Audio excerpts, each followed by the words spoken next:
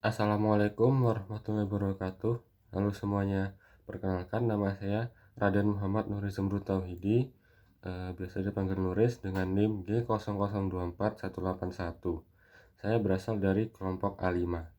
Di sini saya akan menjelaskan mengenai inhal praktikum anatomi, di mana saya akan menjawab beberapa pertanyaan yang telah disediakan dari pihak lab.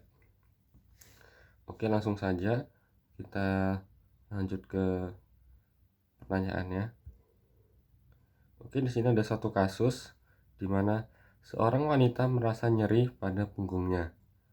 Kemudian soalnya yang pertama, jelaskan struktur anatomi vertebra yang meliputi cervical, thoracal, lumbal, sacrum, dan coccygeal. Yang kedua, jelaskan muskuli penyusun regiodorsum. Oke, saya akan menjawab dari yang soal nomor 1, struktur anatomi dari vertebra. Maaf apabila suara saya terganggu karena saya sedang batuk juga. Nah, di sini ada sedikit overview terlebih dahulu dari vertebral column. Di sini ada tampak anterior, posterior, dan lateral. Bisa dilihat dari bagian posterior. Di sini ada bagian cervical, thoracal, lumbal, sacrum, dan coccyx. Di mana bagian cervical itu terdapat 7 bagian, kemudian yang thoracal itu terdapat 12 bagian, bagian lumbal terdapat 5, kemudian bagian sacrum terdapat 5, dan coccyx terdapat 1. Sebenarnya coccyx ini terdiri dari beberapa tulang, tapi dia menjadi 1. Kemudian pada bagian lateral itu terdapat hal yang unik, di mana terjadi cekungan dan cembungan di sana. Ini. Nah, di bagian cervical terdapat suatu kejadian yaitu lordosis. Kalau di thoracal yaitu kifosis, di lumbar itu adalah lordosis, kemudian di sakral itu adalah kifosis. Jadi bentuknya itu melengkung, cembung, melengkung, cembung. Next, lanjut ke vertebra cervical.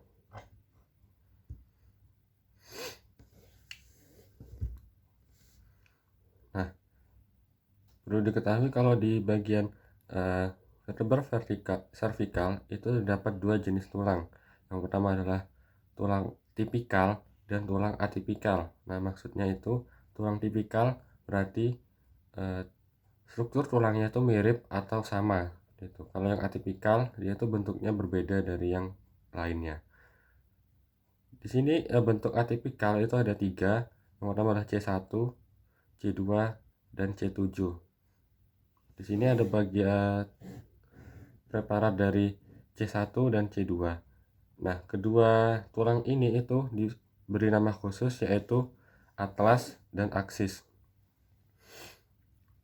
Kita bahas dari yang bagian atlas terlebih dahulu ya. Atlas bagian superior, tampak superior. Di bagian tampak superior dari atlas itu terdapat 2 tuberkulum, yaitu yang pertama adalah tuberkulum posterior dan tuberkulum anterior. Kemudian ada suatu prosesus di bagian kiri dan kanan yang disebut dengan prosesus transversus. Ini proses transversus. Kemudian di bagian sini terdapat suatu cekungan yang disebut dengan arcus posterior. Pada bagian bawah dari tuberculum anterior itu terdapat facet articularis dens, bagian dalam sini. Kemudian kita ke bagian inferior. Di bagian inferior itu juga terdapat tuberculum, yang pertama tuberculum posterior dan tuberculum anterior. Kemudian di bagian sini juga terdapat 2 foramen, yaitu foramen vertebralis dan foramen transversus. Nah, foramen vertebralis ini yang paling besar sendiri yang di tengah, kemudian yang foramen transversus dia tuh yang kecil di bagian samping di sebelah proses transversus. Kemudian kita ke bagian aksis. Bagian aksis yang pertama dari tampak anterior. Yaitu terdapat yang pertama adalah body, yaitu korpusnya, korpus aksis. Kemudian juga terdapat proses transversus, ada fascia articularis anterior di bagian penonjolan atas ini. Kemudian ada fascia articularis inferior di bagian bawah. Jadi ada yang anterior, ada yang inferior. Dan juga ada yang superior di sebelah sini. Kemudian kita ke tampak poste superior atau bagian posteriornya lah. Itu ada processus spinosus, penonjolan ke belakang ini namanya processus spinosus. Kemudian ada dens, itu kepala dari bagian aksis, superior articular facet for atlas, dan posterior articularis facet for transverse ligament of atlas. Nah, nanti facet-facet ini dia tuh akan ditempeli oleh atlas ini. Nanti akan kita bahas di selanjutnya. Next. Nah, kita masuk ke bagian tulang yang tipikal. Tulang tipikal itu dimulai dari tulang C3 sampai dengan C6.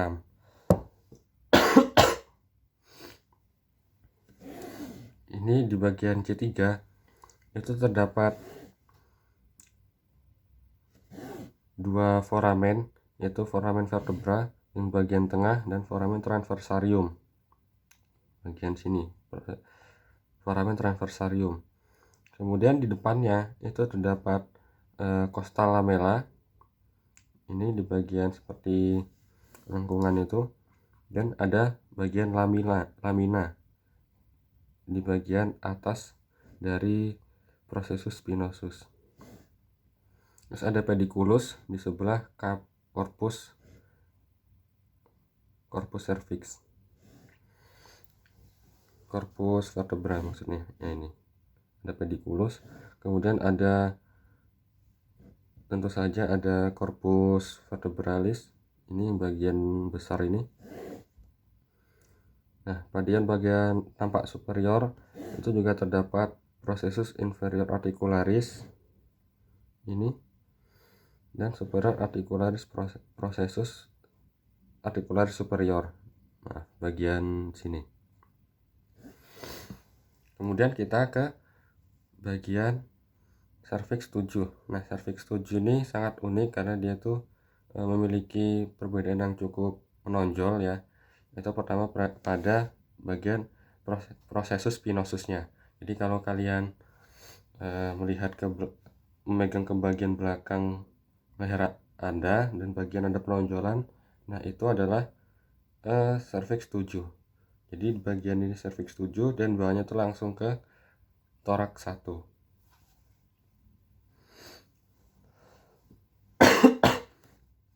Kurang lebih strukturnya sama, ada foramen vertebralis, ada pediculus, kemudian ada proses transversus.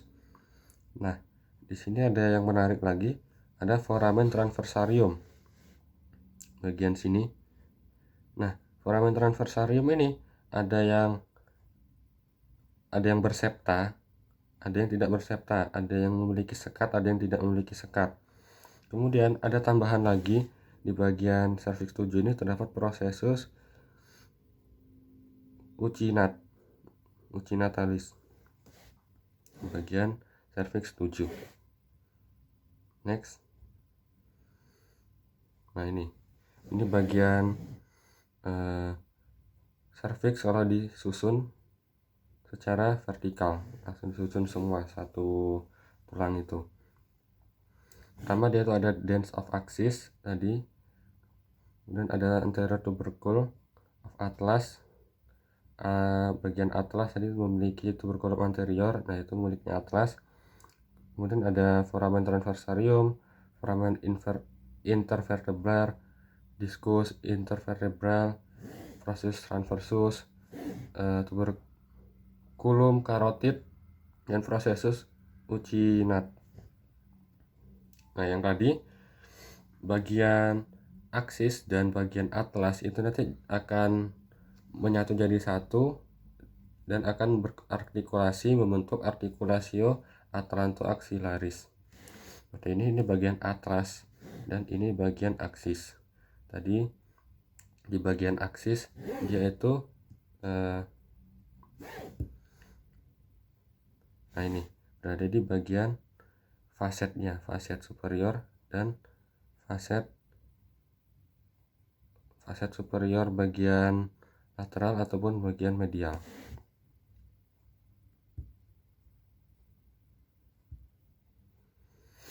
Next kita ke vertebra thoracal thoracic. Nah,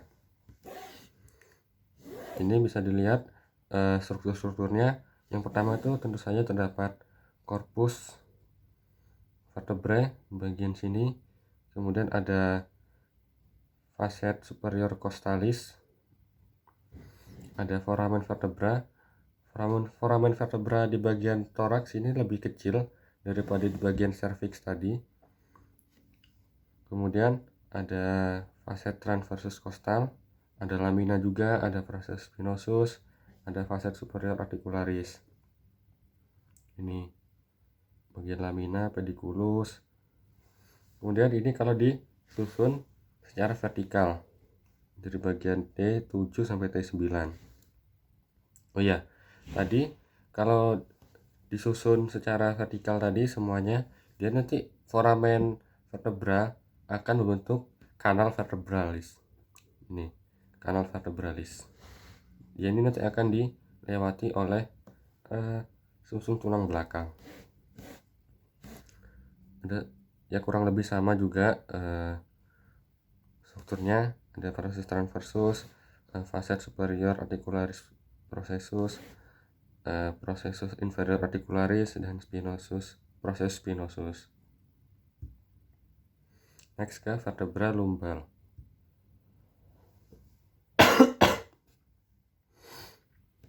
Nah, ini vertebra lumbal itu juga sama, terdapat korpus vertebra. Nah, pada bagian korpus ini tuh dia tuh lebih besar daripada yang bagian torakal tadi, dan juga bisa diidentifikasi atau dibedakan kalau bagian lumbal ini korpusnya tuh mirip seperti ginjal. Nah, kalau yang bagian torakal tadi itu mirip seperti jantung. Perbedaannya itu terdapat pada bagian prosesusnya. Pada bagian lumbal terdapat prosesus accessorius dan prosesus mamillari. Ini bagian proses mamillari dan prosesus aksesori. Soalnya kurang lebih sama, terdapat foramen vertebral, ada prosesus transversus, prosesus spinosus, dan prosesus articularis superior. Nah, ini kalau disusun secara vertikal bagian L1 sampai L4. Ini terdapat canalis vertebralis, prosesus mamillaris, prosesus transversus. Nah, ini ada pars interarticularis bagian sini. Kemudian ada proses spinosus dan lain-lain sebagainya, sama seperti sebelumnya. Next kita ke bagian sacrococcygeal. Nah, ini jadi diberi nama sacrococcygeal tuh karena dia tuh mencakup sacrum dan coccyx. Kita bahas dari yang bagian tampak anterior terlebih dahulu. Yang pertama di sini ada basis os sacrum. Di sini ada basisnya, ada base. Kemudian ada ala atau sayap. Ada sayap bagian kanan dan kiri, ada ala. Terus ada promontory bagian sini yang mengelilingi apa tuh tadi? Yang mengelilingi bagian atas ini. kemudian ada processus superior articularis sama. Terus ada linea terminalis, ini linea terminalis, ada foramina sacral anterior. Ini lubang-lubang ini diberi nama foramina sacral anterior. Diberi nama foramina karena lubangnya ada banyak. Kemudian ada apex of sacrum, ini bagian apex. Terus ada linea transversus, ini ada linea transversus. Ini bagian yang menghubungkan foramina kanan dan kiri.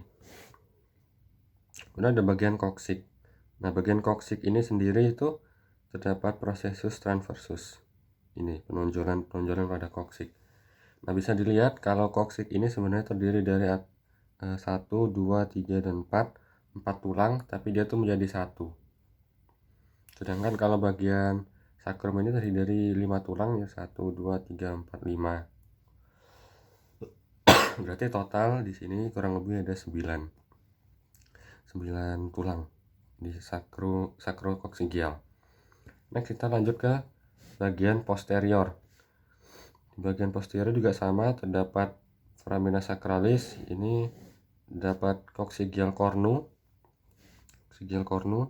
di belakang dari koksik, juga ada sacral cornu. Jadi ada coccygeal cornu, ada sacral cornu. Cornu itu seperti tanduk. Ini seperti tanduk dari bagian sakral dan coccygeal.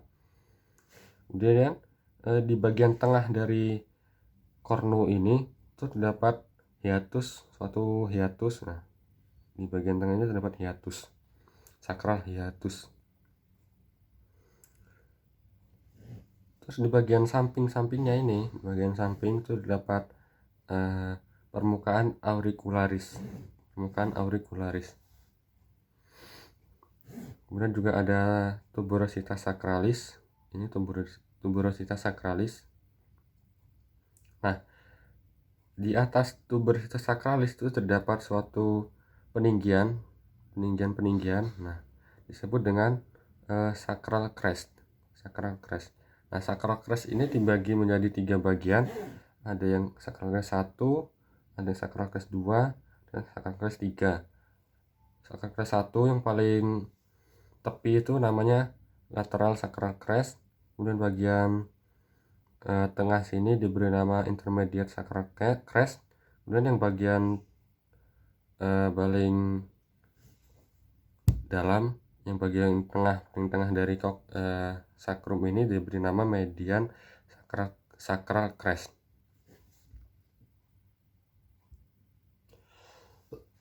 Kemudian kita masuk ke bagian regio dorsalis. Regio dorsalis ini menyusun bagian punggung belakang manusia.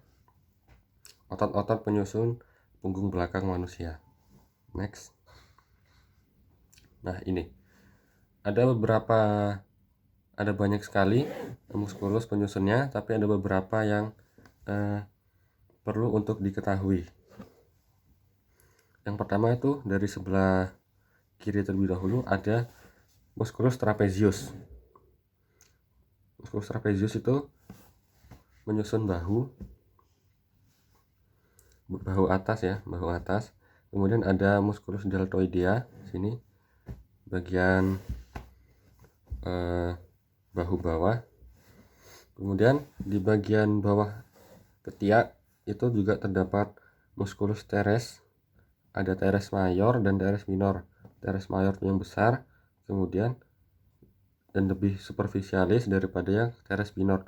Teres minor lebih kecil dan lebih profunda di bagian dalam. Kemudian ada yang penyusun dari tulang pinggang, yaitu adalah musculus latissimus dorsi. Nah, yang bagian ini yang paling besar sendiri, musculus latissimus dorsi. Next, di bagian bawah itu terdapat musculus yang menyusun pantat, yaitu musculus gluteus maximus. Lanjut kita ke bagian sebelah kanan. Pertama itu ada musculus splenius capitis dan musculus splenius cervicis. Jadi ada 2 tipe musculus splenius, ada yang capitis dan ada yang cavitis. Kalau yang capitis itu berada di lebih atas, dan kalau yang cervix itu berada di lebih bawah.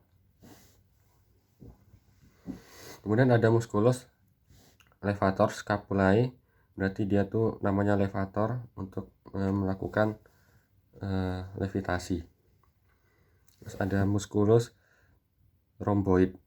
Musculus rhomboid ini ada yang minor dan ada yang mayor. Kalau di gambar itu ini, tapi dia tuh seperti terpotong itu. Ini yang minor dan ini yang mayor, yang lebih besar. Nah, di bagian bahu juga itu terdapat musculus supraspinatus yang paling atas, supraspinatus, karena dia tuh nanti berada di bagian tulang skapula, bagian supraspinata.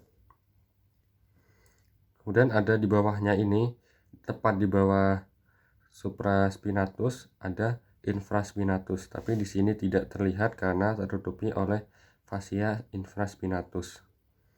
Di atasnya dari musculus infraspinatus. Di bawah juga ada musculus serratus. Musculus serratus ini ada yang posterior dan juga ada posterior inferior dan ada posterior superior. Yang ini bagian musculus serratus posterior superior ini. Kemudian yang posterior inferior bagian bawah sini. Kemudian ada musculus erector spinae. Nah ini erector spinae.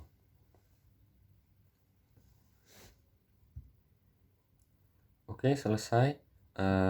Sekian penjelasan inhal dari saya.